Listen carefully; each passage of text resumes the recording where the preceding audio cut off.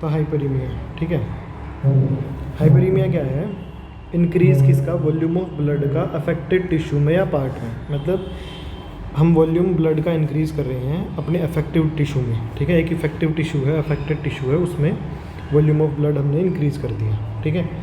एक active hyperaemia होता है, कंजेशन होता है। एक्टिव हाइपरीमिया क्या होता है? जब आर्टेरियल साइड पे क्या हो, इंक्रीज हो ब्लड का, ये इन्फ्लेमेशन की वजह से, या जितने भी एक्टिव हाइपरीमिया होते हैं वो सारे एक्यूट होते हैं, ठीक है।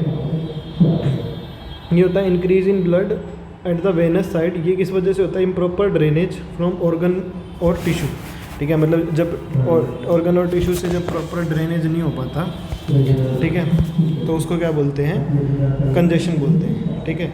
It can be general, it can be local, ठीक है। ये भी जनरल हो सकता है, लोकल हो सकता है। जनरल में एक्यूट, क्रोनिक नहीं होता। क्रोनिक, इसमें भी क्रोनिक नहीं होता। एक्टिव हाइपरीमिया क्रोनिक नहीं होता, ठीक है, ये एक्यूट होता है, ठीक है। ये एक्यूट भी होता है, क्रोनिक भी होता है, ठीक है। इसके बाद आ जाए टाइप्स पे, ठीक है। अभी तो देख, एक्यूट, जनरल, एक्टिव हाइपरीमिया, ठीक है। एक्यूट, जनरल, एक्टिव, फिर एक्यूट, लोकल, एक्टिव हाइपरीमिया, ठीक है। तो देख, एक्यूट, जनरल, एक्टिव हाइपरीमिया किस वजह से होता है? Increase blood through out the body in arterial system in general, ठीक है। तो जो ब्लड है through out the body increase कर रहा है, ठीक है। Blood through out the body increase कर रहा है आर्टेरियल सिस्टम में, ठीक है। कॉजेज इसके क्या हैं? सिस्टमिक डिसीज जैसे पास्चुरेलोसिस, एर्सीपेलास, ठीक है, वो सब, ठीक है। मैक्रोस्कोपिकली देखें तो ये ब्राइट और रेड कलर का हो जाता है ऑर्गन्स, ठीक है। मैक्रोस्कोपिकली देखें तो आर्टरी और कैपिलरी क्या हो जाती है? डायलेट कर जाती है ब्लड के साथ में। माइक्रोस्कोपिकली देखें तो आर्टरीज और कैपिलरी क्या हो जाती है? डायलेट हो जाती है और डिसअपियर करता है अगर कोज इसका रिमूव हो जाए। देख, blood in through out the body increase किया आर्टेरियल सिस्टम में, ठीक है, इन जनरल, ठीक है, लंग्स और हार्ट में। सिस्टमिक डिसीज़ की वजह से होता है ये, पास्चुरेला और एर्सीपेलिटास। मैक्रोस्कोपिकली देखें तो ब्राइट रेड कलर ऑर्गन होता है, ठीक है। माइक्रोस्कोपिकली देखें तो आर्टरीज और कैपिलरी क्या होती है? डायलेटेड होती है ब्लड के साथ। आर्टरीज और कैपिलरी क्या होती है? ब्राइट रेड कलर का होता है ऑर्गन, ठीक है। Through out the body increase करता है आर्टेरियल सिस्टम में। माइक्रोस्कोपिकली देखें तो आर्टरी और कैपिलरी डायलेटेड होती है विद ब्लड। रिजल्ट क्या है? डिसअपियर करता है अगर कोज इसका रिमूव हो जाए, ठीक है। फिर आता है acute local active hyperaemia. Acute local है, ये मोस्ट कॉमन टाइप का होता है। एक्यूट लोकल एक्टिव हाइपरीमिया क्या होता है? मोस्ट कॉमन होता है। Increase amount of blood in arterial system with local area, with in local area, ठीक है। जैसे लेग हो गया, ठीक है। मतलब ये तो पूरी की पूरी बॉडी में करता है, ठीक है। ये एक प्रॉपर लोकल एरिया में करता है, ठीक है। ये तो पूरी बॉडी में करता है, एक लोकल एरिया में करता है। फिजियोलॉजिकल कॉज इसका क्या है? स्टमक में होता है, इंटेस्टाइन में होता है, ठीक है। मील खाने के बाद लैक्टेटिंग और मेमोरी ग्लैंड्स में होता है। एक्सरसाइज के टाइम पे मसल्स में होता है। पैथोलॉजिकल कॉज क्या है? फर्स्ट स्टेज है इन्फ्लेमेशन की, ठीक है। ये क्या है? फर्स्ट स्टेज है इन्फ्लेमेशन की, ठीक है। मैक्रोस्कोपिकली देखें तो जो पार्ट है वो एनलार्ज्ड है और स्वोलन है, ठीक है। फर्स्ट स्टेज है इन्फ्लेमेशन की, मसल्स में होता है ड्यूरिंग एक्सरसाइज। पैथोलॉजिकल कॉज क्या है? फर्स्ट स्टेज ऑफ इन्फ्लेमेशन पे होता है ये। मैक्रोस्कोपिकली जो पार्ट है वो एनलार्ज होता है और स्वोलन होता है। मैक्रोस्कोपिकली पार्ट एनलार्ज होता है, स्वोलन होता है, हैवियर देन नॉर्मल, ठीक है। नॉर्मल से क्या होता है? हैवी होता है। जो पार्ट है वो एनलार्ज होता है, स्वोलन होता है, हैवियर देन नॉर्मल होता है। माइक्रोस्कोपिकली देखें, लाइव एनिमल्स में आर्टरी, आर्ट्रियोल्स और कैपिलरी क्या होती है? डिस्टेंडेड होती है। लाइव एनिमल में देखें, आर्टरी, आर्ट्रियोल्स, कैपिलरी क्या होती है? डिस्टेंडेड होती है, ठीक है, ब्लड से भरी हुई होती है, ठीक है। मतलब ये एक लोकल एरिया में होता है। इनके क्या होता है? पूरा का पूरा एक थ्रू आउट द बॉडी होता है, ठीक है। ये रेड कलर का दिखता है, आर्ट्रियोल कैपिलरी डायलेट होती है, ठीक है। अभी एक्यूट, जनरल, पैसिव हाइपरीमिया, ठीक है, या फिर कंजेशन जिसको बोल सकते हैं अपन। मतलब कंजेशन है, जनरल है और एक्यूट है, ठीक है।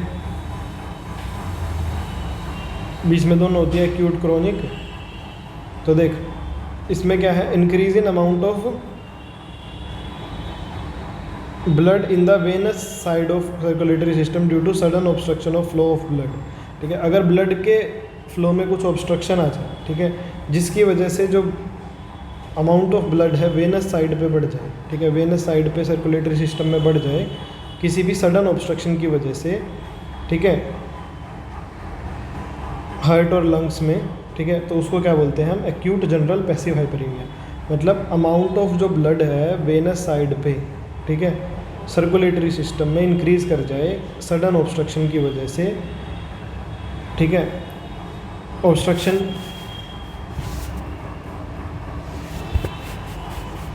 वेनस साइड पे ब्लड का जो है वो इंक्रीज़ हो जाए अमाउंट ऑफ ब्लड, ठीक है, सडन ऑब्स्ट्रक्शन की वजह से, तब होता है। कॉजेज इसके क्या है, हार्ट फेलियर हो गया, डीजनरेशन हो गया मायोकार्डियम का, मायोकार्डियल इन्फ्रैक्शन हो गया, ठीक है, ये सब है। इसमें pneumonia, pulmonary thrombosis, embolism, hydropericardium, haemopericardium, ये सारे क्या हैं इसके कॉजेज हैं। Heart failure, degeneration, necrosis of myocardium, myocardial infarction, pneumonia, pulmonary thrombosis और एम्बोलिज्म, ठीक है, हाइड्रोपेरिकार्डियम और हीमोपेरिकार्डियम, ठीक है। तो मैक्रोस्कोपिकली देखें तो ऑर्गन क्या होता है, ब्लू होता है, अनऑक्सीजनेटेड होता है और एनलार्ज होता है। ऑर्गन कैसा होता है, ब्लू कलर का होता है, अनऑक्सीजनेटेड होता है और एनलार्ज होता है। वेनस इसकी डिस्टेंड होती है विद ब्लड, वेन्स इसकी डिस्टेंडेड होती है ब्लड के साथ में। माइक्रोस्कोपिकली देखें तो वेन्स डिस्टेंडेड होती है विद ब्लड, वेन्स कैसी होती है, डिस्टेंडेड होती है ब्लड के साथ में। Causes are mild and recovery हो जाती है। कॉजेज इसके क्या होते हैं, माइल्ड होते हैं, रिकवरी हो जाती है। अगर कॉजेज सीवियर हैं तो क्या हो गए, डेथ हो जाएगी, ठीक है। तो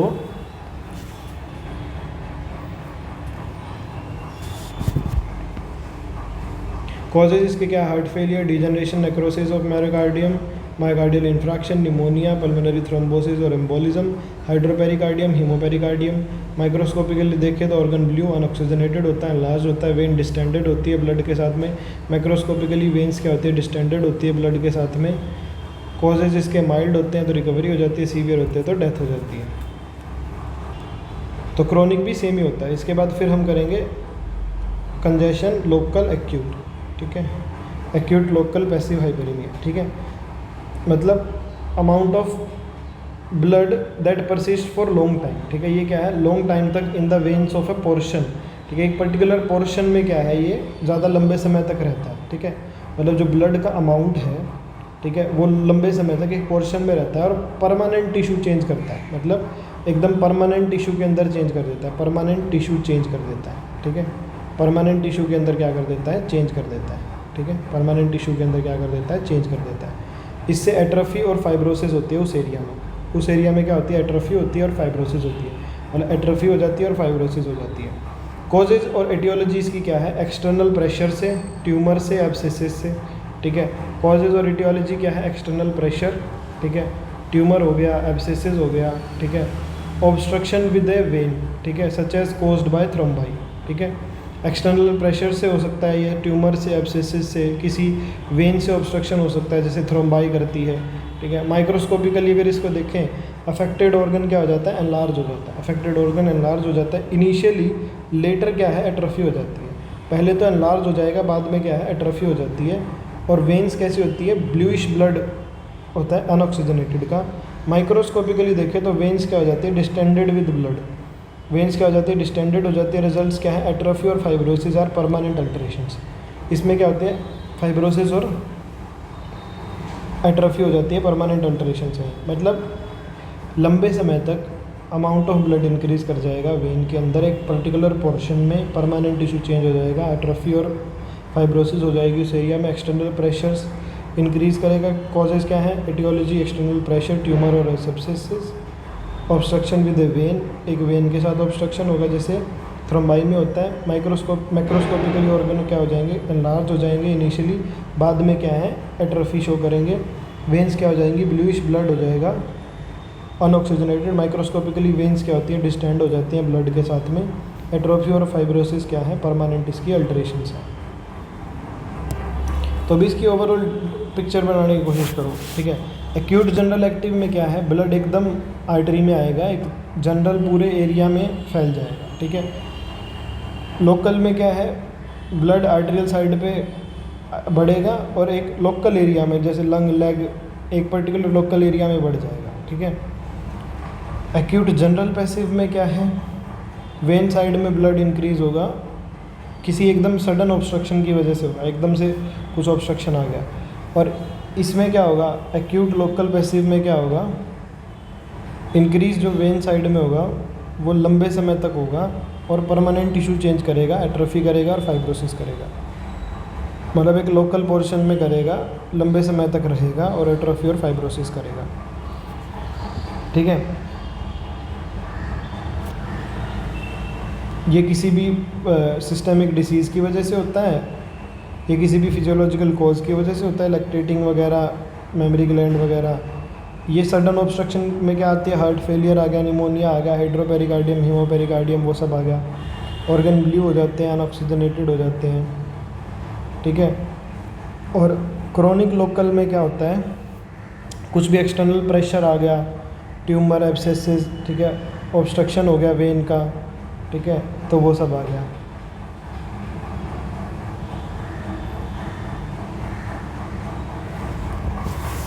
अभी आ जाओ हेमोराज पे। हेमोराज क्या है, ब्लड का एस्केप फ्रॉम वेसल। रेक्सिस में क्या होता है, रप्चर हो जाता है ब्लड वेसल, डायबिटीज में ऐसे ही बिना रप्चर के रिमूव हो जाता है। फिजियोलॉजिकल कोज में इसमें पार्चुरेशन होता है, मेंस्ट्रुएशन वुमेन में होता है, रप्चर ऑफ अम्बिलिकल वेसल्स होता है। ठीक है, ट्रोमा में मैकेनिकल इंजरी, जैसे कुछ भी इंसीजन हो गया, कंट्यूजन हो गया, लेसरेशन हो गया, ठीक है, कुछ भी ट्रोमा कर दिया मतलब जिसकी वजह से क्या है, हमारा हेमोराज हो गया, ब्लड बाहर निकल गया। ठीक है, कोई भी ट्रोमा, बैक्टीरिया से, एंथ्रेक्स से, ब्लैक क्वार्टर से हो, कोलरा से, ठीक है, मतलब इंजरी हो गई किसमें, कैपिलरी के एंडोथेलियम में। बीपी इंक्रीज हो गया, एक्सेसिव एक्सरसाइज, बीपी इंक्रीज हो गया, ब्लड वेसल रप्चर कर गई। ठीक है, इसकी वजह से हेमोराज हो गया। हाइपोक्सिया हो गया, लैक ऑफ न्यूट्रिशन में, मतलब वेनस कंजेशन की वजह से एंडोथेलियम डैमेज हो गया और क्या हो गया, अपना पैसिव हाइपरीमिया हो गया। मतलब एक वेन है उसके अंदर से क्या है, ब्लड बाहर निकल गया। ठीक है, बिना तोड़े या तोड़े, रेक्सिस से या डायबिटीज से, trauma, bacterial.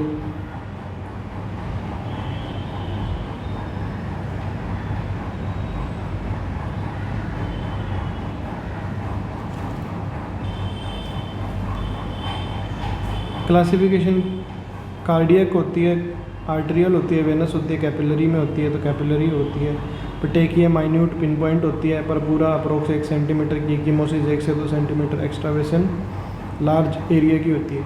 Epistaxis bleeding from knows हो गई। ठीक है, ये तो सोर्स के बेस पे, साइज एंड शेप के बेस पे, लोकेशन के बेस पे। एपिस्टेक्सिस ब्लीडिंग फ्रॉम नोज हो गई। हेमेटोमेसिस क्या हो गई, ब्लड इन वोमिट हो गई। ठीक है, हेमेटोरेजिया ब्लीडिंग फ्रॉम यूट्रस हो गई। मेलेना ब्लड इन स्टूल्स हो गया। हेमेटूरिया ब्लड इन यूरिन हो गया। हेमोथोरेक्स क्या होगा, थोरेसिक कैविटी में हो गया। Apoplexy haemorrhages in brain. ठीक है, हेमोथोरेक्स क्या है, blood in thoracic cavity. Haematuria क्या है, ब्लड इन यूरिन। मेलेना क्या है, ब्लड इन स्टूल। मेटेरोरेजिया क्या है, ब्लड इन यूट्रस। माइक्रोस्कोपिकली देखें तो presence of erythrocytes outside the blood vessels. ठीक है, इसमें क्या है, इरिथ्रोसाइट्स ब्लड वेसल्स के बाहर मिलेंगे। अगर हेमोराज रिसेंट है तो इरिथ्रोसाइट्स क्या होंगी, इंटैक्ट होंगी और शार्पली स्टेन करेंगी।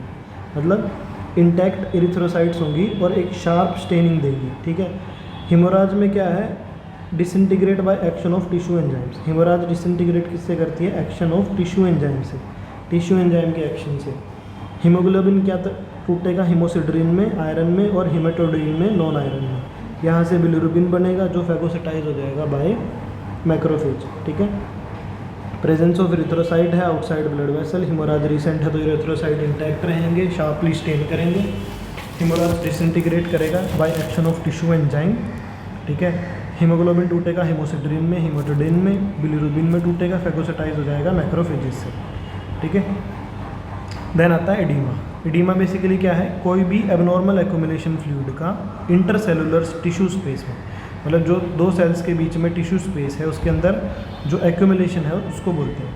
लोकलाइज्ड होता है, एक जनरलाइज्ड होता है। लोकलाइज्ड तो क्या होता है, किसी भी ऑब्स्ट्रक्शन ऑफ वेनस फ्लो, जैसे लेग में किसी भी वेनस का फ्लो हो गया, रुक गया, जिस वजह से एडीमा हो गया, या फिर हार्ट फेलियर हो गया, जिसको जनरलाइज्ड बोलते हैं।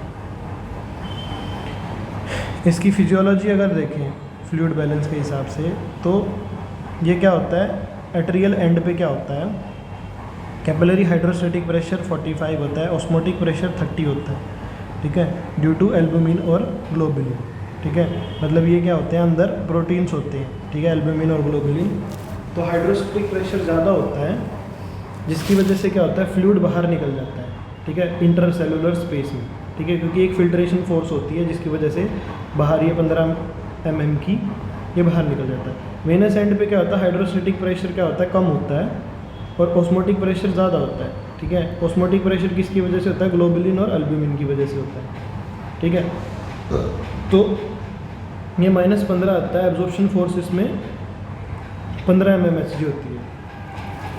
तो जो एक्सचेंज है इंट्रावस्कुलर और इंटरस्टिशियल कंपार्टमेंट में, ठीक है, जो एक्सचेंज है बिटवीन इंट्रावस्कुलर और इंटरस्टिशियल कंपार्टमेंट में, वो किसकी वजह से होता है, स्टार्लिंग फोर्सेस की वजह से होता है, ठीक है, जो फिल्ट्रेशन फोर्स और एब्जॉर्प्टिव फोर्स है। कॉजेज ऑफ एडिमा में क्या है, डिक्रीज प्लाज्मा ऑस्मोटिक प्रेशर, ठीक है, अगर प्लाज्मा ऑस्मोटिक प्रेशर डिक्रीज हो जाए, ठीक है,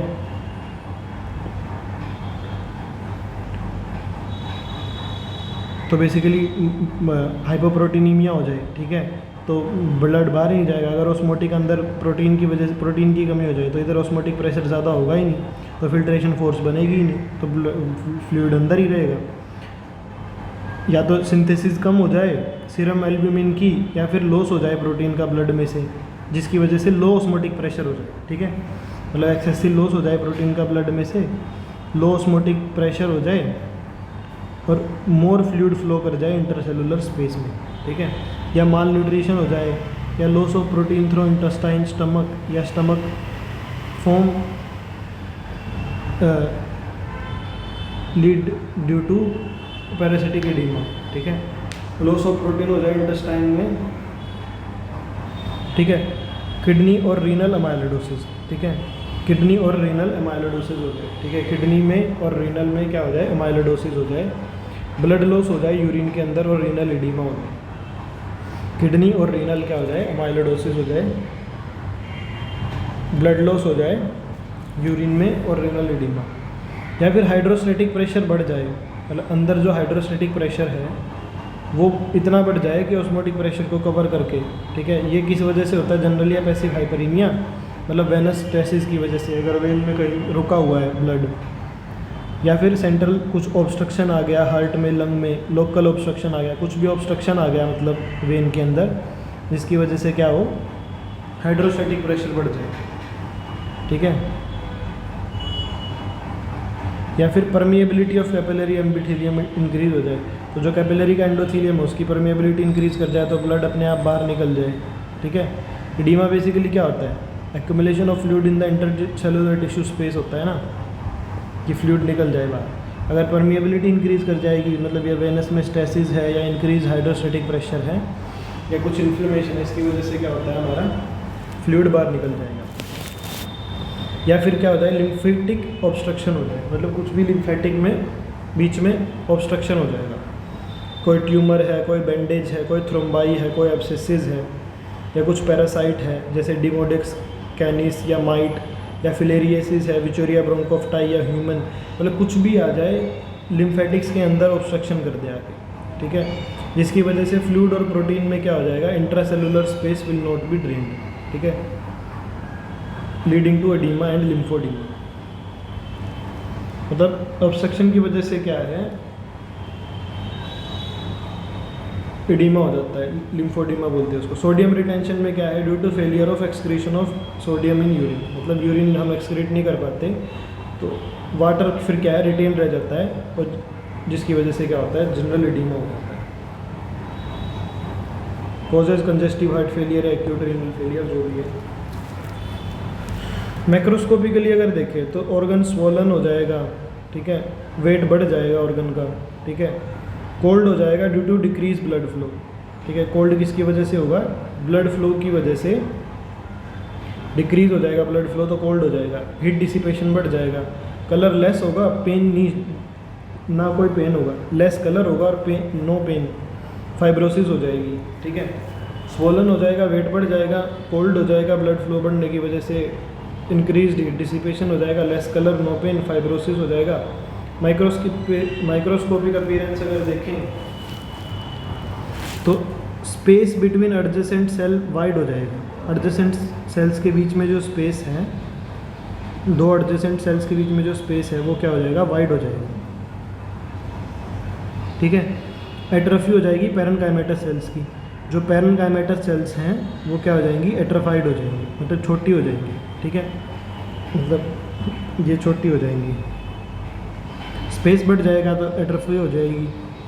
फाइब्रोसिस हो जाएगी क्रोनिक केसेस में। एच ई स्टेन में देखेंगे तो फाइन ग्रैनुलर मटेरियल दिखेगा।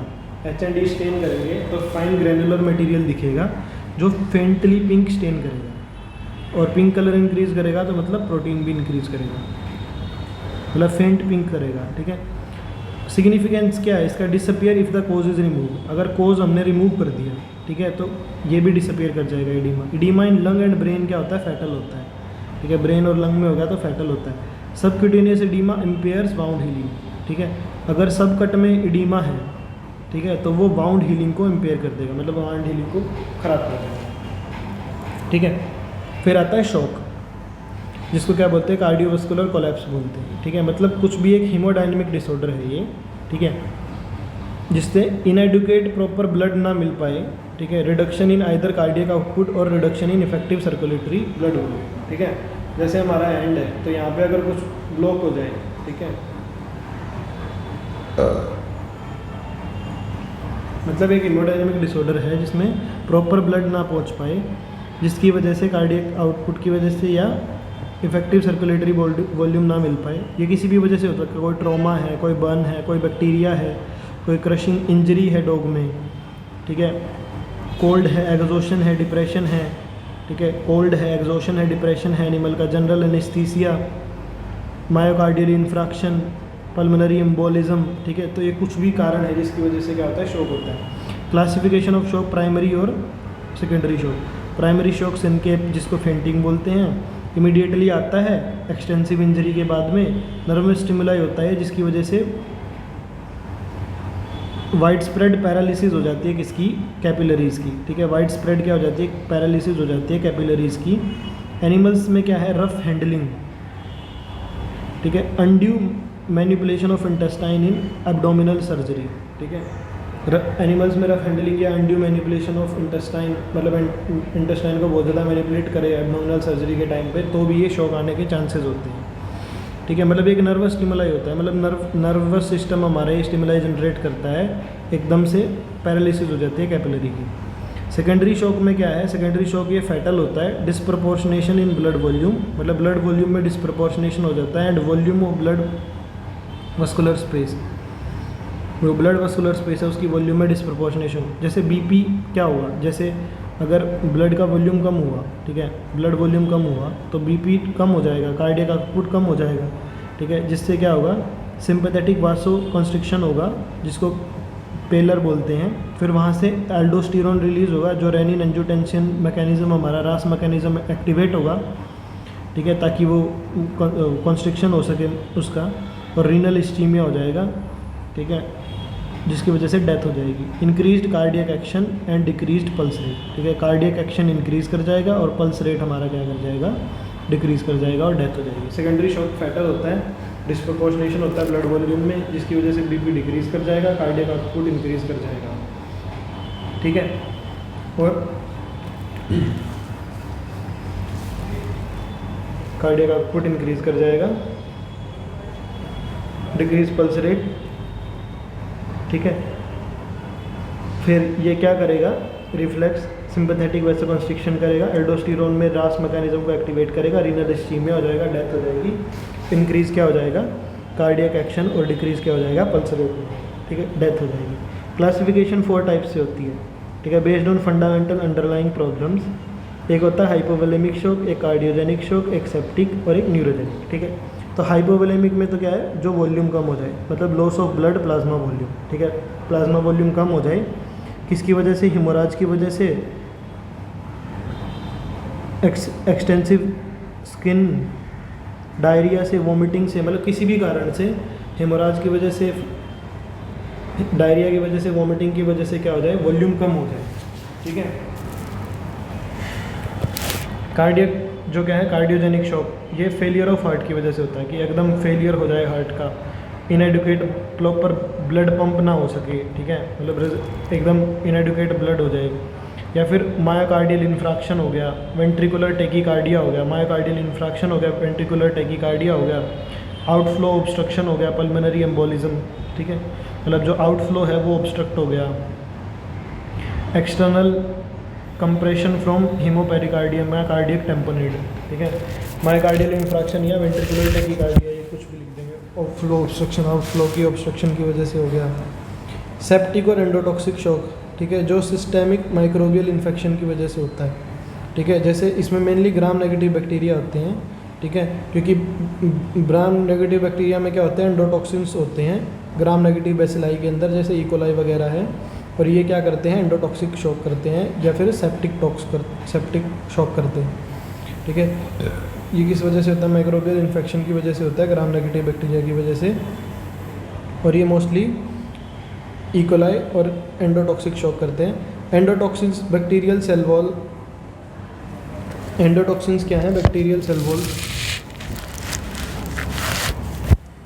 लिपोपॉलीसेकेराइड इसमें रिलीज होता है जब सेल वॉल डिस्ट्रॉय होती है। तो पैथोजेनेसिस क्या है, बैक्टीरियल टॉक्सिन आया, absorbed from gut, vasomotor collapse, histamine, vasodilation, increased blood volume, decrease cardiac output, decrease BP, decrease hypoxia और डेथ ऑफ सेल।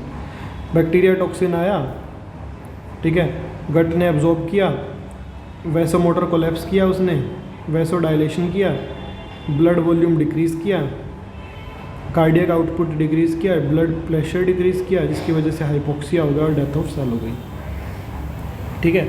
इसके बाद आता है न्यूरोजेनिक शॉक, ठीक है। न्यूरोजेनिक शॉक में क्या है, इट में occur after anaesthesia accident, anaesthetic accident, मतलब कुछ भी एनेस्थीसिया का एक्सीडेंट हो गया या स्पाइनल कॉर्ड के अंदर इंजरी हो गई, ठीक है, कुछ भी एनेस्थेटिक एक्सीडेंट हो गया, स्पाइनल कॉर्ड के अंदर इंजरी हो गई, कुछ भी ट्रोमा हो गया, इलेक्ट्रोक्यूशन हो गया, लाइटनिंग स्ट्रोक, ठीक है, मतलब कुछ भी नर्वस सिस्टम से रिलेटेड, ठीक है, मतलब एनेस्थेटिक एक्सीडेंट हो गया, मतलब एनेस्थीसिया का कुछ एक्सीडेंट हो गया, स्पाइनल कॉर्ड में इंजरी हो गई, ठीक है, ट्रोमा हो गया, इलेक्ट्रोक्यूशन, लाइटनिंग स्ट्रोक हो गया, फियर या फिर इमोशनल स्ट्रेस, ठीक है, उसकी वजह से भी होता है। अभी इसमें माइक्रोस्कोपिक और मैक्रोस्कोपिक लीजन्स क्या क्या हैं, ठीक है। माइक्रोस्कोपिक अपीयरेंस में क्या है, वेन्यूल और कैपिलरी क्या हो जाएंगी, भर जाएंगी ब्लड की, ठीक है, मतलब शॉक की वजह से क्या है, अभी एक साइड ब्लड कम हुआ, ठीक है, तो एक साइड क्या हो जाएगा, भर जाएगा। Embolism, fat embolism in lung के अंदर एम्बोलिज्म हो जाएगा। Fatty degeneration and necrosis in liver, liver के अंदर और हार्ट के अंदर क्या है, फैटी डिजनरेशन हो जाएगा, फैटी डिजनरेशन मतलब फैट उसके अंदर इकट्ठा हो जाएगा लीवर के अंदर। रीनल ट्यूबुलर नेक्रोसिस हो जाएगी, रीनल ट्यूबुलर नेक्रोसिस हो जाएगी। एड्रीनल कॉर्टेक्स फॉर्मी हो जाएगा due to depletion of cholesterol. Microscopic appearance क्या हो जाएगी, वेन्यूल और कैपिलरी ब्लड की भर जाएंगी शॉक की वजह से, ठीक है। फैट एम्बोलिज्म लंग में होगा, फैटी डिजनरेशन और नेक्रोसिस होगा किसमें, लीवर में और हार्ट में।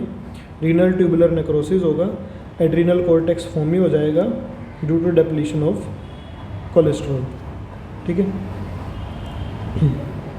अभी माइक्रोस्कोपिक अपीयरेंस क्या है, ठीक है।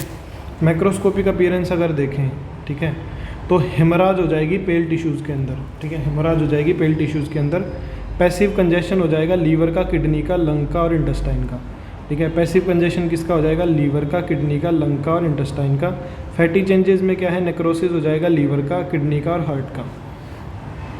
माइक्रोस्कोपिक में हेमोरेज हो जाएगा पेल टिश्यूज़ के अंदर, ठीक है। पैसिव कंजेशन लीवर का, किडनी का, लंग का, इंटेस्टाइन का। फैटी चेंज में क्या होगा, नेक्रोसिस लीवर में, किडनी में और हार्ट में होगी। एड्रीनल कॉर्टेक्स में क्या होगा, brilliant yellow early stage reduced size, ठीक है, ब्रिलियंट येलो और अर्ली स्टेज रिड्यूस्ड साइज हो जाएगा। पेल में क्या है, लेटर स्टेज आएगी। पल्मोनरी एडीमा और कंजेशन हो जाएगा। मैक्रोस्कोपिक लीजन में क्या है, हेमोराज पेल टिश्यू का, passive congestion liver, kidney, lung या इंटेस्टाइन जो भी ऑर्गन है उसके अंदर पैसिव कंजेक्शन हो जाएगा। फैटी चेंजेस हो जाएंगे लीवर के अंदर, किडनी के अंदर और हार्ट के अंदर। एड्रीनल कॉर्टेक्स में क्या हो जाएगा, bright yellow early stage reduced size हो जाएगा। पल्मोनरी एडीमा हो जाएगा और कंजेशन। अगर एनिमल रिकवर कर जाए अप्रोप्रिएट थेरेप्टिक मेजर से तो देन ब्लड वॉल्यूम रिस्टोर हो जाएगा, कार्डियक आउटपुट इंक्रीज हो जाएगा, ब्लड प्रेशर इंप्रूव हो जाएगा।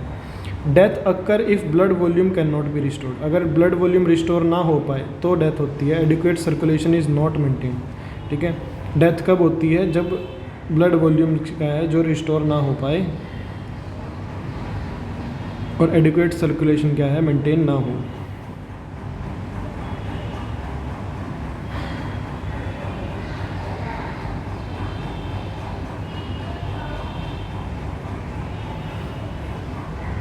फिर आता है एम्बोलिज्म। एम्बोलिज्म में क्या है कि एक फॉरेन बॉडी सर्कुलेटरी सिस्टम के थ्रू मूव करती है और एक उस वेसल के अंदर लॉज हो जाती है, जो ऑब्स्ट्रक्शन करती है, जिसको एम्बोलिज्म बोलते हैं। मतलब एक फॉरेन बॉडी आती है सर्कुलेटरी सिस्टम में, वेसल्स में लॉज हो जाती है और ऑब्स्ट्रक्शन करती है, तो एम्बोलस क्या होता है, उस फॉरेन बॉडी को बोलते हैं जो लॉज हो जाती है।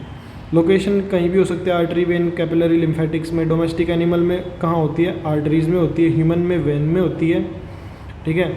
थ्रोम्बस किस में होता है? लेग वेन में होता है, और वो भी इम्बोली बना सकता है।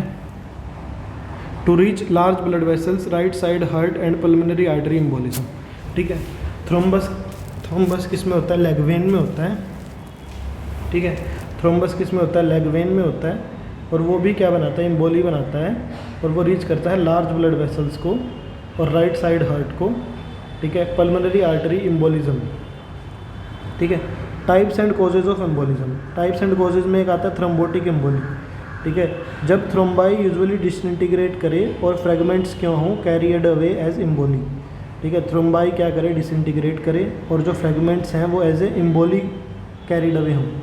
एक थ्रोम्बो एम्बोलिज्म होता है आर्टरीज के अंदर। थ्रोम्बाई क्या करती है? डिटैच करती हैं और इम्बोली बना लेती है। मतलब थ्रोम्बो एम्बोलिज्म किसके अंदर? आर्टरीज के अंदर। थ्रोम्बाई क्या करती है? डिटैच करती हैं और क्या बना लेती हैं? इम्बोली बना लेती है। थ्रोम्बाई डिटैच करती हैं। देख, एम्बोलिज्म क्या है? कोई भी फॉरेन बॉडी आती है सर्कुलेटरी सिस्टम में, उसका लॉज कर देती है वेसल में और ऑब्स्ट्रक्शन करती है, उसको एम्बोलिज्म बोलते हैं। कोई भी फॉरेन बॉडी, ठीक है। आर्टरी, वेन्स और कैपिलरी, लिम्फेटिक्स, ये कोई भी लोकेशन हो सकती है। डोमेस्टिक एनिमल में एम्बोली हमेशा कहाँ होती है? आर्टरी के अंदर होती है। डोमेस्टिक एनिमल में एम्बोली हमेशा कहाँ होती है? आर्टरी के अंदर होती है। ह्यूमन के अंदर कहाँ होती है? वेनस के अंदर होती है, वेन्स के अंदर होती है, ठीक है। थ्रोम्बाई लेग वेन के अंदर वो भी इम्बोली बना लेती है, ठीक है, और वो लार्ज ब्लड वेसल्स में रीच करती है, राइट साइड हार्ट में या पल्मोनरी आर्टरी एम्बोलिज्म बना लेती है। टाइप्स ऑफ एम्बोली में एक थ्रोम्बोटिक एम्बोली होती है, जो थ्रोम्बाई यूजुअली टूट के, ठीक है, जो थ्रोम्बाई के फ्रेगमेंट हैं वो एज एम्बोली कैरिड अवे होते हैं, ठीक है। थ्रोम्बी एम्बोलिज्म आर्टरीज में होता है और ये थ्रोम्बाई डिटैच करके एम्बोली बना लेती है। बैक्टीरियल एम्बोलाई में क्या है? कुछ भी डिसीज़ है, जैसे कुछ सेप्टिसीमिया है, ठीक है, जिसमें सिंगल सेल है या क्लम्प ऑफ बैक्टीरिया है, ठीक है, उनमें देखी जाती है। पैरासिटिक एम्बोली क्या है? ड्राई फ्लोरा इम्यूनिटिस पल्मोनरी आर्टरी के अंदर, डॉग के अंदर क्या करते हैं? एम्बोली बनाते हैं। स्कीमोटोसिस पोर्टल और मिजेंट्रिक नेजल ब्लड वेसल्स में, कैटल, शीप और हॉर्सेस में करते हैं। फिलेरियल में लिम्फेटिक्स एम्बोली ब्रेन के अंदर बनती है, ठीक है। ट्रिपेनोसोम्स में, ठीक है। नियोप्लाज्म्स में क्या है? नियोप्लाज्मिक एम्बोली बनती है, ठीक है। नियोप्लाज्म्स में क्या है? नियोप्लाज्मिक एम्बोली बनती है। क्लम्प्स और ट्यूमर सेल्स जो मैलिग्नेंट टाइप की होती है सर्कुलेशन, वो क्या करती हैं? प्रोड्यूस करती हैं मेटास्टेटिक ट्यूमर, ठीक है। जो क्लम्प्स हैं और जो ट्यूमरस सेल्स हैं, ठीक है, वो सर्कुलेशन में मेटास्टेटिक ट्यूमर्स प्रोड्यूस करती हैं। मतलब नियोप्लाज्म से भी क्या है? एम्बोली बनती है, ठीक है। फाइब्रिन एम्बोली, ठीक है, ये ब्लड ट्रांसफ्यूजन के टाइम पे इम्प्रॉपर अमाउंट ऑफ एंटीकोआगुलेंट अगर है, ठीक है, तो उसमें क्या है? फाइब्रिन की भी एम्बोली बन जाएगी। फैट एम्बोली में जैसे फ्रैक्चर है कोई लॉन्ग बोन का, ठीक है, मैरो कैविटी के अंदर, ठीक है, या फैट है मैरो कैविटी के अंदर, वो डिसलोग हो गया, मतलब वो अपनी जगह से हट गया, ठीक है, वो एम्बोली बना सकता है, ठीक है। वो जैसे लंग में लॉज कर जाएगा, जिसकी वजह से डेथ हो जाएगी। फैट एम्बोलिज्म सिंड्रोम भी होती है, ह्यूमंस में होती है।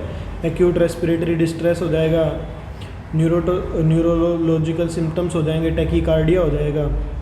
इसमें क्या होता है? फैट एम्बोली इंटरफियर करती है पल्मोनरी सर्कुलेशन के साथ। फैट एम्बोली किसके साथ इंटरफियर करती है? पल्मोनरी सर्कुलेशन के साथ। मतलब जो फैट वाली एम्बोली है वो पल्मोनरी सर्कुलेशन के साथ में इंटरफियर करती है। Clumps of normal body cells, ठीक है, नॉर्मल बॉडी सेल्स के भी क्लम्प बन जाते हैं, ठीक है, वो सर्कुलेशन में आते हैं, डैमेज करते हैं। एमनियोटिक फ्लूइड एम्बोलिज्म रेयर है, ठीक है, क्योंकि डिफरेंसेस होते हैं प्लेसेंटल और यूट्राइन स्ट्रक्चर में, ठीक है। एयर या गैस सिम्बोली में बबल बन जाते हैं एयर और गैस के, जो सर्कुलेशन में ऑब्स्ट्रक्शन करते हैं वस्कुलर फ्लो को और डैमेज करते हैं टिश्यू को। इसमें incision of large neck veins in surgery, ठीक है, इंसाइजेशन ऑफ लार्ज, जो लार्ज नेक वेन होती है सर्जरी में उनका इंसेजन हो जाए। Air in large uterine when, ठीक है, जो लार्ज यूट्राइन वेन है उसके अंदर एयर आ जाए, ठीक है, लार्ज यूट्राइन वेन्स है उनके अंदर एयर आ जाए। केसन्स डिसीज़ और डिकम्प्रेशन सिकनेस क्या होती है ह्यूमंस, और as well as sudden change अगर एटमॉस्फेरिक प्रेशर में हो जाए, जैसे स्कूबा डाइवर्स हैं, डीप सी डाइवर्स हैं, अंडर वाटर कंस्ट्रक्शन है, अनप्रेशराइज्ड एयरक्राफ्ट है, वो एकदम असेंड करे रैपिडली, ठीक है, स्कूबा डाइवर नीचे जाएं, ठीक है, एकदम से एटमॉस्फेरिक प्रेशर में चेंज आ गया जिसकी वजह से क्या होता है एयर प्रेशर बढ़ जाता है वाटर कंपार्टमेंट के अंदर, ठीक है, तो इंक्रीज़ क्या हो जाता है air dissolved in blood, air dissolved in blood increase कर जाती है जिसकी वजह से वर्कर क्या डिकम्प्रेशन हो जाता है, ठीक है।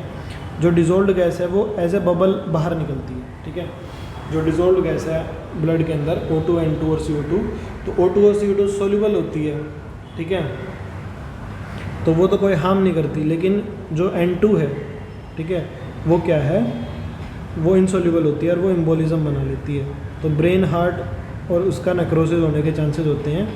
रेमेडी क्या है, प्रेशर को हमेशा स्लोली रिलीज़ करें। अगर सडन चेंज होगा जिसकी वजह से क्या होता है, सडन चेंज की वजह से क्या है, जो गैस है वो गैस एम्बोली बनने के चांसेस ज़्यादा होते हैं, ठीक है। इसके बाद आता है सिग्निफिकेंस एंड रिजल्ट्स, ठीक है, सिग्निफिकेंस एंड रिजल्ट्स। तो करेक्टर ऑफ एम्बोली क्या है कि साइज़ अगर लार्ज है एम्बोली का, ठीक है, तो लार्ज ब्लड वेसल ब्लॉक होगी। अगर सेप्टिक एसेप्टिक है तो सेप्टिक एम्बोली बेसिकली ज़्यादा सीरियस होती है क्योंकि उसके अंदर बैक्टीरिया होता है, ठीक है, जो सेप्टिक एम्बोली है वो ज़्यादा सीरियस होती है क्योंकि उसके अंदर बैक्टीरिया होता है। न्यू फोकाई ऑफ इन्फेक्शन में अक्कर, मतलब नई फोकाई जो है इन्फेक्शन की वो बन सकती है। न्यूप्लास्टिक और नॉर्मल सेल्स के अंदर क्या है, वो न्यू लोकेशंस पे नॉर्मल सेल्स ग्रो नहीं करती, न्यूप्लास्टिक सेल्स क्या है न्यू लोकेशंस पे ग्रो करती हैं जहाँ पे भी उसको रखें, ठीक है। तो करेक्टरिस्टिक्स है एम्बोली की, साइज़ में लार्ज वाली लार्ज ब्लड वेसल्स को करेगी, सेप्टिक वाली मोर सीरियस होती है क्योंकि बैक्टीरिया नई फोकाई बनाएंगे इन्फेक्शंस की। फिर आता है number of emboli, increased site of obstruction, मतलब क्या है, नंबर ऑफ एम्बोली इंक्रीज़ करती है जब भी इंक्रीज साइट ऑफ ऑब्स्ट्रक्शन होती है, मतलब अगर साइट ऑब्स्ट्रक्शन की बढ़ेगी, ठीक है, तो नंबर ऑफ एम्बोली भी इंक्रीज़ करेगा, ठीक है। ऑर्गन इन्वॉल्व अगर देखें लीवर, लंग और मसल्स हैं, ठीक है, लीवर, लंग और मसल्स है, इसके अंदर क्या होता है लार्ज ब्लड सप्लाई होता है। अगर एम्बोलस एंटर किया तो ऑर्गन्स के अंदर बहुत कम इफेक्ट शो करता है। तो ऑर्गन इन्वॉल्व में क्या है, लीवर, लंग और मसल्स है, इसके अंदर लार्ज ब्लड सप्लाई होता है, ठीक है। तो एम्बोलस अगर एंटर किया तो इसके अंदर बहुत लिटल इफेक्ट शो करता है। हार्ट और किडनी में क्या है, लिमिटेड सप्लाई होती है, ठीक है, इनके अंदर लार्ज, लीवर, लंग और मसल्स में क्या होती है लार्ज ब्लड सप्लाई होती है, ठीक है, इनके अंदर क्या होती है लार्ज ब्लड सप्लाई होती है जिसकी वजह से एम्बोलस अगर एंटर भी किया तो बहुत कम इफेक्ट शो करेगा। हार्ट और किडनी में क्या होता है लिमिटेड ब्लड सप्लाई होती है, अगर एम्बोलस एंटर किया तो डेथ हो सकती है और इन्फ्रैक्शन हो सकती है, ठीक है। इन्फ्रैक्शन क्या होता है, इन्फ्रैक्ट क्या होता है, इन्फ्रैक्ट बेसिकली एक एरिया होता है इस्चेमिक नेक्रोसिस का, मतलब जैसे एक हाथ है इसके अंदर हमने इधर ऑब्स्ट्रक्शन कर दिया, इसकी वजह से यहाँ पे इस्चीमिया हो गया, मतलब ब्लड कम की वजह से अपोक्सिया हो गया, इस्चीमिया हो गया। किसी भी ऑक्लूजन की वजह से आर्टेरियल सप्लाई में या रेयरली वेनस ड्रेनेज, ठीक है, एक पर्टिकुलर टिश्यू में, मतलब कुछ ऑक्लूजन, कुछ ऑब्स्ट्रक्शन कर दिया जिसकी वजह से यहाँ पे क्या हो गया इस्चीमिया हो गया, जिसकी वजह से नेक्रोसिस हो जाएगी, ठीक है। इटियोलॉजी इसकी क्या है, थ्रोम्बाई और एम्बोलाई, ठीक है, कोई भी थ्रोम्बाई है या एम्बोलाई है, मतलब ये ब्लड है, अगर ये यहाँ की बजाय यहाँ पे एम्बोलिज्म बन जाए, ठीक है, तो इसकी वजह से ही हो सकता है ब्लड वेसल्स के अंदर, ठीक है। कॉमन कोज है इन्फ्रैक्शन का क्या है, थ्रोम्बाई और एम्बोलाई। एम्बोलाई अराइज करती है हार्ट में, मेजर आर्टरीज़ में, और इम्पैक्ट करती हैं आर्टरीज़ को।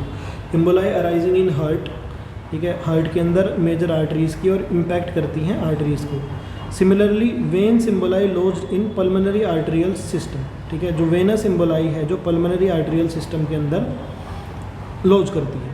एक तो देख थ्रोम्बाई और एम्बोलाई जो है कॉमन कोज है, एम्बोलाई जो हार्ट से निकलती है और मेजर आर्टरीज से निकलती है, ठीक है, वो किसको इम्पैक्ट करती है, आर्टरी को।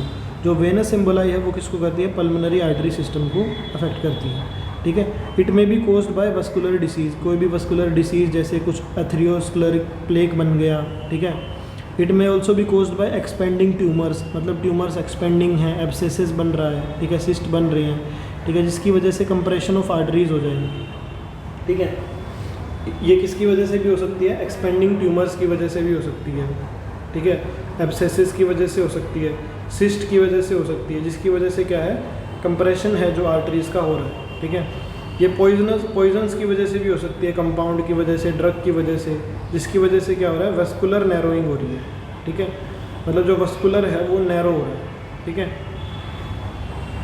एक तो वस्कुलर डिसीज से हो सकती है, लार्ज एथेरोस्क्लेरोटिक प्लेक की वजह से, एक्सपेंडिंग ट्यूमर की वजह से हो सकती है, एब्सेसिस की वजह से हो सकती है, जिसकी वजह से कंप्रेशन हो रहा है आर्टरीज का, पॉइजन्स की वजह से, कंपाउंड की वजह से, या वस्कुलर नैरोइंग की वजह से भी हो सकती है, ठीक है। अभी टाइप्स ऑफ इन्फ्राक्ट, तो कलर के बेस पे इन्फ्राक्ट दो होते हैं, पेल वाइट और रेड हेमोरेजिक, ठीक है। तो जो पेल वाइट होता है जब इन्फ्राक्ट सॉलिड ऑर्गन में होता है, ठीक है, आर्टेरियल ओक्लूजन की वजह से होता है, तो उसको पेल और वाइट इन्फ्राक्ट बोलते हैं। मतलब जो सॉलिडिटी है ऑर्गन की वो लिमिट करती है amount of haemorrhage into the area of ischaemic necrosis. तो सॉलिडिटी की वजह से ऑर्गन की जो लिमिट हो जाती है अमाउंट ऑफ हेमोराज, ठीक है। तो सॉलिड कॉम्पैक्ट ऑर्गन जैसे किडनी, हार्ट, स्प्लीन डेवलप्ड पेल और वाइट इन्फ्राक्ट, ठीक है। सॉलिड ऑर्गन्स जो है किडनी, हार्ट और स्प्लीन जो है वो पेल और वाइट इन्फ्राक्ट डेवलप करते हैं। रेड हेमोरेजिक इन्फ्राक्ट क्या होता है? लूज स्पंजी ऑर्गन होता है, ठीक है। रेड हेमोरेजिक इन्फ्राक्ट क्या होता है? लूज स्पंजी ऑर्गन होता है, जैसे लंग यूजुअली सफर्स रेड और हेमोरेजिक इन्फ्राक्ट, ठीक है। लूज और स्पंजी ऑर्गन्स है, जैसे लूज और स्पंजी ऑर्गन्स हैं, ठीक है, जैसे लंग है, यूजुअली सफ़र करता है रेड और हेमोरेजिक इन्फ्राक्ट, ठीक है। लूज और स्पंजी ऑर्गन, ठीक है, जो लूज है और स्पंजी ऑर्गन है वो क्या रिसीव करता है? रेड और हेमोरेजिक इन्फ्राक्ट, ठीक है, मतलब रेड कलर का या haemorrhagic infarct. Loose sponging organ permit blood to collect, मतलब ये ब्लड को कलेक्ट करने देता है, ठीक है, ठीक है, for anastomotic capillary circulation in the margin of necrotic area, ठीक है। ये किससे करता है? Anastomotic capillary circulation, anastomotic capillary circulation margin of necrotic area. और क्लासिफिकेशन क्या है इसका? प्रेजेंस और एब्सेंस, ठीक है। क्लासिफिकेशन किस बेसिस पे होता है? प्रेजेंस और एब्सेंस ऑफ बैक्टीरिया पे अगर देखें तो सेप्टिक होता है, एक ब्लैंड होता है। अब इसकी पैथोजेनेसिस है इम्पोर्टेंट।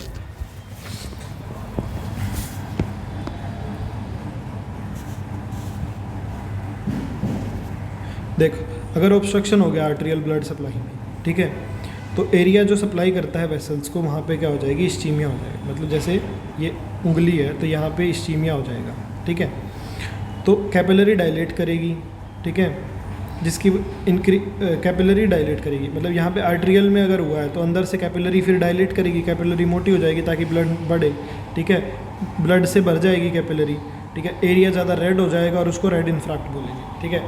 मतलब एरिया जो सप्लाई कर रहा है अंडर, उसके अंदर इस्चीमिया होगा, ठीक है, कैपिलरी डायलेट करेगी इस्चीमिया को हटाने के लिए, ठीक है। देन वहाँ पे क्या हो जाएगा? एरिया क्या हो जाएगा? रेड हो जाएगा ज़्यादा और रेड इन्फ्राक्ट बन जाएगा। फिर क्या होगा? हाइपोक्सिया की वजह से एंडोथीलियल वाल्स क्या हो जाएंगी? डैमेज हो जाएंगी। एंडोथीलियल वाल्स क्या हो जाएंगी? डैमेज हो जाएगी, जिसकी वजह से हेमोराज हो जाएगा, ठीक है। हाइपोक्सिया की वजह से डायपडेसिस के थ्रू जो है हेमोराजिक इन्फ्राक्ट बन जाएगा, ठीक है। मतलब वहाँ पे क्या है?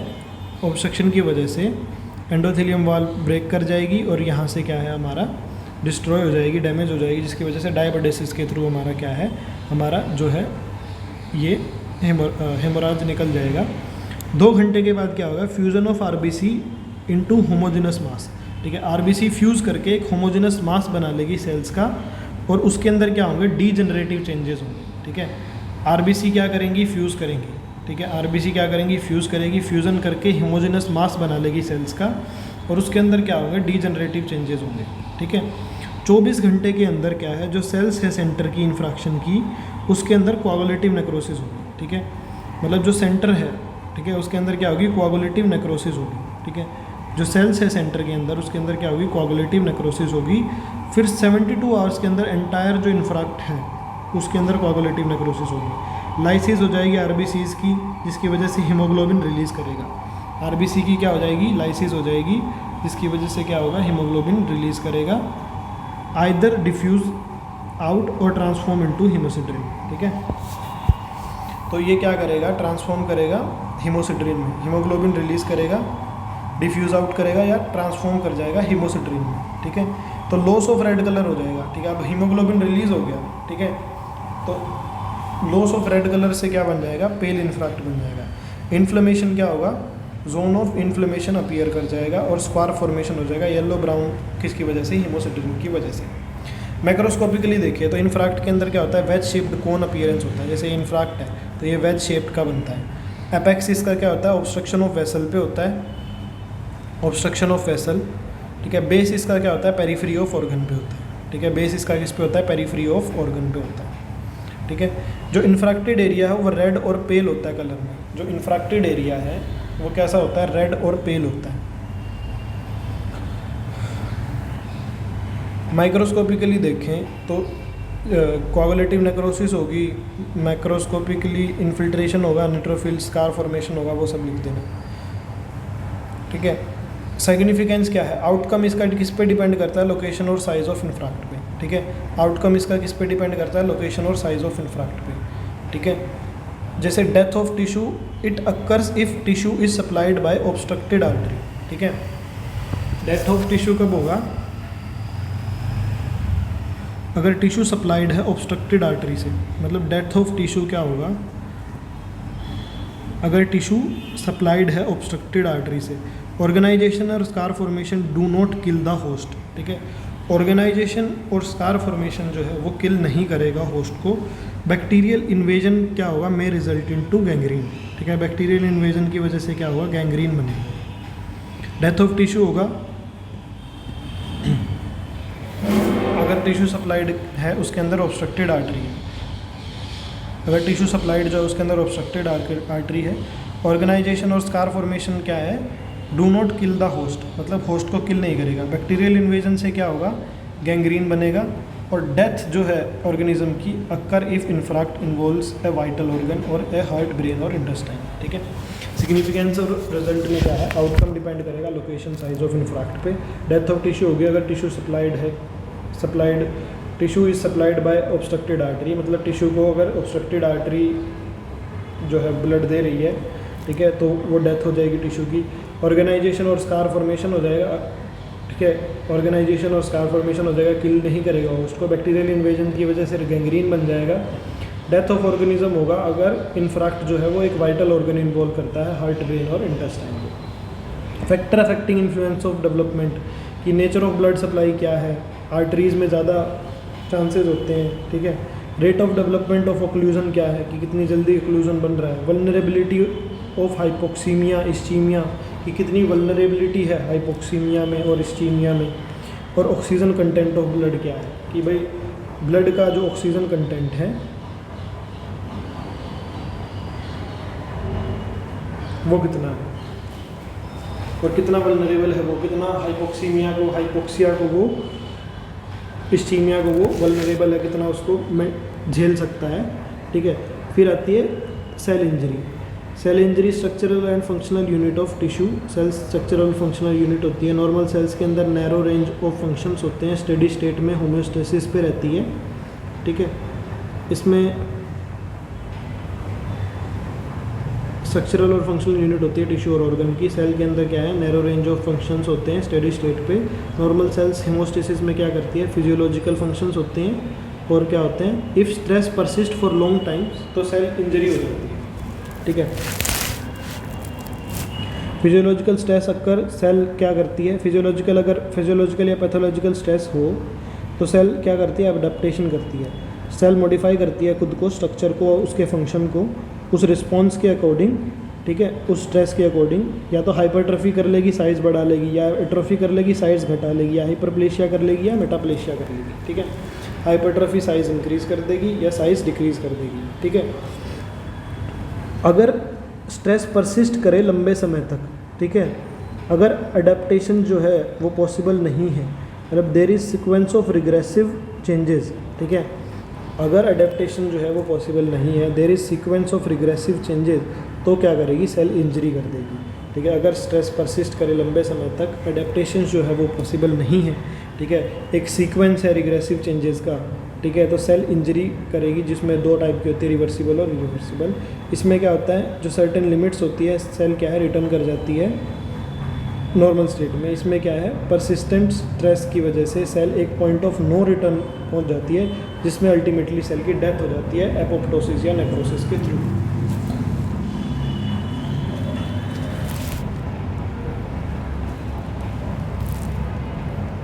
सेल इंजरी क्या है, एक स्टेट है जिसमें सेल नॉर्मल स्ट्रक्चर और फंक्शंस होता है डिसरप्टेड होता है ड्यू टू हार्मफुल स्टिमुली। ठीक है, बेसिकली एक स्टेट है, सेल्स जो है नॉर्मल स्ट्रक्चर और फंक्शन जो है डिसरप्ट होता है हार्मफुल स्टिमुलाई की वजह से। एक स्टेट है जिसके अंदर नॉर्मल स्ट्रक्चर और जो फंक्शन है वो क्या होता है, डिस्टर्ब होता है। It occurs when cell is unable to maintain homeostasis. Cells जो है वो होमोस्टेसिस मेंटेन नहीं कर पा रही है, उस वजह से होता है। कॉजेज ऑफ सेल इंजरी, या तो हाइपोक्सिया की लॉस ऑफ O2 सप्लाई, ठीक है, it affect cells aerobic oxidative respiration, ATP production decrease. ठीक है, फिजियोलॉजिकल एजेंट में trauma by cutting object, electrical lightning, heat, cold shock, radiation, pressure increase decrease. ठीक है, या तो हाइपोक्सिया की वजह से होगी इंजरी। ठीक है, O2 सप्लाई नहीं प्रॉपरली मिल रही है। ठीक है, aerobic oxidative respiration, ATP production decrease कर रहा है। फिजिकल एजेंट्स में ट्रॉमा है कुछ, ठीक है, कटिंग ऑब्जेक्ट्स की वजह से, ब्लंट ऑब्जेक्ट्स की वजह से, इलेक्ट्रिकल लाइटनिंग इंजरी की वजह से, हाई फ्रीक्वेंसी करंट की वजह से, हीट, सनस्ट्रोक या बर्न की वजह से, कोल्ड शॉक की वजह से, रेडिएशन जिसमें UV rays, X rays, cosmic radiation, pressure increase decrease की वजह से।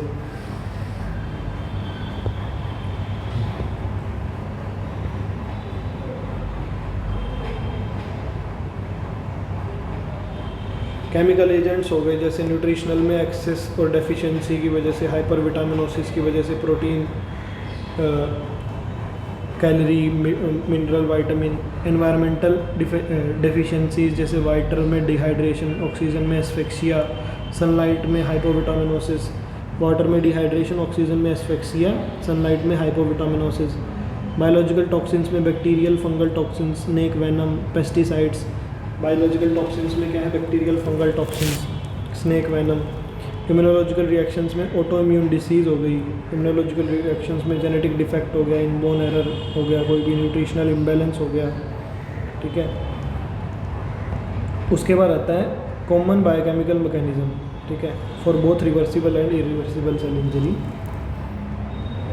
ATP डिप्लीशन होगा, माइटोकॉन्ड्रियल डैमेज होगा, loss of calcium, of homeostasis, defect in membrane permeability, free radical injury. ठीक है,